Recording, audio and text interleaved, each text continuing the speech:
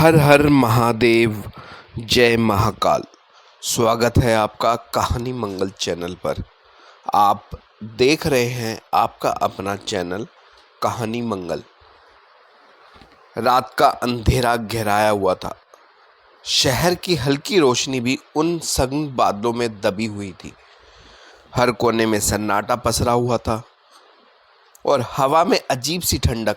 ऐसा लगता था जैसे ये रात सिर्फ डर या रहस्य के लिए बनी हो। दिल्ली के पुराने मोहल्लों में एक अपार्टमेंट खड़ा है जिसका नाम सुनते ही लोगों की रूह कांप जाती है। खून का आशियाना। जर्जर दीवारें, टूटे फूटे दरवाजे और खिड़कियों से बहुत अजीब सी गंध आती हुई और आवाजें सुनी जाती हैं। अब सन्नाटे में डूब चुकी थी। कहते हैं इस अपार्टमेंट में रात के समय लाल रोशनी झलकती है और दीवारें फुसफुसाती हैं जैसे किसी की आत्मा अभी भी वहीं फंसी हो। कहानी शुरू होती है उन लोगों से जो डर और रोमांच की तलाश में इस सुनसान अपार्टमेंट में कदम रखते हैं। लेकिन उन्हें क्या पता था कि जो दरवाज़ा उन्होंने खोला है वह सिर्फ एक अपार्टमेंट का दरवाज़ा नहीं बल्कि मौत का दरवाज़ा था। यह कहानी है इंसानी लालच, रहस्य और मौत की, जहां हर कोने में छुपा है अतीत का भयानक सच। हर आवाज़, हर परछाई, हर खून की बूंद उन्हें धीरे धीरे अपनी गिरफ्त में ले रही थी। और जैसे जैसे रात गहराती गई, डर उनके सामने खुद को प्रकट करने लगा। आज मैं आपको ले चलूँगा उस जगह पर जहां इंसानी खून और आत्माओं का खेल अभी तक ख़त्म नहीं होता, जहां हर कदम आपको अतीत की हकीकत और भविष्य के डर के बीच फंसा देता है। तैयार हो जाइए, क्योंकि यह सिर्फ कहानी नहीं बल्कि खून, डर और रहस्य का सजीव अनुभव है। दिल्ली के पुराने मोहल्ले में एक सुनसान अपार्टमेंट खड़ा है। टूटी फूटी खिड़कियां, जर्जर दरवाजे और दीवारों पर धूल जमी हुई। जो भी यहाँ कदम रखता है वह कभी वापस नहीं आता। रात में खिड़कियों से लाल रोशनी झलकती है, दीवारों से फुसफुसाहटें आती हैं। कभी कभी लगता है कि कोई अदृश्य हाथ किसी की आत्मा को खींच रहा है। करीब 40 साल पहले अमीर व्यापारी अर्जुन सक्सेना ने इस अपार्टमेंट को खरीदा। अर्जुन घमंडी और महत्वाकांक्षी था। उसने कहा, मोहल्ले का सबसे भव्य घर मेरा होना चाहिए। लेकिन जैसे ही अपार्टमेंट तैयार हुआ, अजीब घटनाएं शुरू हुई। पहला निवासी मोहन रात में अचानक गायब। एक महिला ने शिकायत की, उसके कमरे की दीवारों से फुसफुसाहटें आती हैं। किसी ने सुना कि बच्चे की हंसी गूंजती है, लेकिन वहाँ कोई बच्चा नहीं था। अर्जुन ने इसे अंधविश्वास कहा, लेकिन मोहल्ले के लोग डरने लगे। एक रात अर्जुन की पत्नी समृति और बेटी माही गायब हो गई। सिर्फ उनके कमरे में खून के धब्बे मिले। खिड़कियां अंदर से बंद थी। बुजुर्ग कहते हैं अर्जुन ने अपनी पत्नी और बेटी की हत्या की और उनके खून को दीवारों में छुपा दिया। कुछ महीनों बाद अर्जुन भी गायब। तब से अपार्टमेंट शापित माना जाने लगा।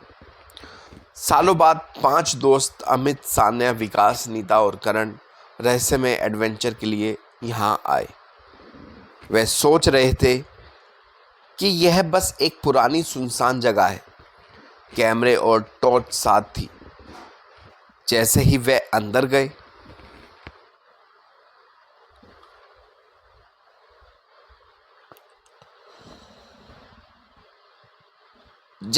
अंदर गए, दरवाजा अपने आप बंद। सभी डर गए, लेकिन विकास ने कहा, शायद हवा की वजह से बंद हुआ। लेकिन हवा बिल्कुल नहीं थी। हाल की दीवारों पर अचानक लाल धब्बे उभर आए। सान्या चीखी, यह खून है। अमित ने कैमरा ऑन किया। फर्श पर खून टपक रहा था। दीवारें जैसे हिल रही थी। सीढ़ियों से फुसफुसाहटें आने लगी। नीता, कौन है वहाँ? कोई जवाब नहीं। दरवाज़ा खुद ब खुद खुला। कमरे में कोई नहीं था, लेकिन आईना खून से भरा था। उस पर लिखा था, तुम यहाँ क्यों आए हो? किसी ने पीछे से छुआ। करण गिर पड़ा। अमित ने हाथ पकड़कर उसे उठाया। कमरे के कोने में परछाई दिखी, लंबा धुंधला लाल आंखें, हंसी डरावनी। वह धीरे धीरे उनके करीब आने लगा। अमित भागने की कोशिश करने लगा। फर्श की खून की नली ने रोक दिया। विकास और नीता गायब हो गए। सानिया और करण कमरे में फंस गए। अगली सुबह सिर्फ कैमरा बाहर मिला। रिकॉर्डिंग में दिखा दीवारों से खून टपकना, फुसफुसाती आवाजें, औरत की परछाई, दोस्तों की चीखें, सब अचानक काला। अमित ने देखा कि खून की नली धीरे धीरे उनके पैरों तक बढ़ रही थी। सानिया चीखी, ये खुद चल रहा है। परछाई ने हाथ बढ़ाया। अचानक एक कमरे से माही की हंसी गूंजी, माँ, पापा बचाओ। लेकिन वहां कोई नहीं था। विकास और नीता गायब हो गए। अमित और सानिया हॉल में फंस गए। परछाई उनके करीब बढ़ रही थी। दीवारों से खून झर रहा था, जैसे अपार्टमेंट खुद जीवित हो गया हो। सानिया ने कहा, हमें यहाँ से निकलना होगा, वरना हम भी कभी बाहर नहीं जा पाएंगे। लेकिन दरवाज़ा लॉक था। टॉर्च की रोशनी में परछाई ने उनके चेहरे को छुआ। अमित चीखा, हम मर रहे हैं। अमित और सानिया कमरे में भाग गए। फर्श पर खून जमा हुआ था और दीवारें चीखने लग रही थी। फुटेज में दिखा दीवारों पर लाल हाथों के निशान और अजीब चित्र उभर रहे थे। परछाई ने कहा, यह घर तुम्हारा है। सानिया और अमित ने देखा कि परछाई के पीछे एक महिला का साया है, माही की मां।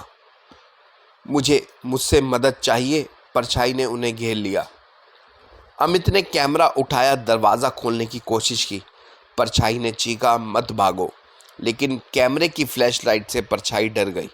साना और अमित ने दरवाज़ा खोला और बाहर भागे। बुजुर्ग बताते हैं, अर्जुन ने पत्नी और बेटी की हत्या की। अपार्टमेंट की दीवारों में खून मिला। अब यह घर हर रात खून मांगता है। जो भी अंदर जाता है उसकी आत्मा कैद हो जाती है। यह थी कहानी खून का आशियाना की। एक ऐसा अपार्टमेंट जहां इंसानी खून अब भी बहता है और जहां आत्माएं कभी चैन से नहीं सोती। जो लोग सोचते हैं कि यह सिर्फ पुरानी दीवारों और टूटी फूटी खिड़कियां हैं, उन्हें पता होना चाहिए यह जगह हर रात किसी न किसी की आत्मा को खा जाती है। हर फुसफुसाहट, हर परछाई, हर लाल धब्बा इसका हिस्सा है। अगर कभी आप किसी सुनसान अपार्टमेंट से लाल रोशनी या डरावनी आवाज़ें सुने तो समझ जाइए यह बुलावा नहीं, यह मौत का न्योता है। याद रखिए, खून का आशियाना केवल एक कहानी नहीं, यह एक चेतावनी है।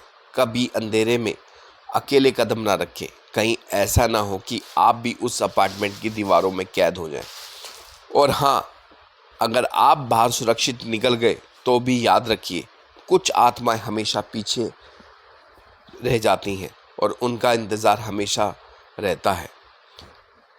ये अंत है या फिर शुरुआत?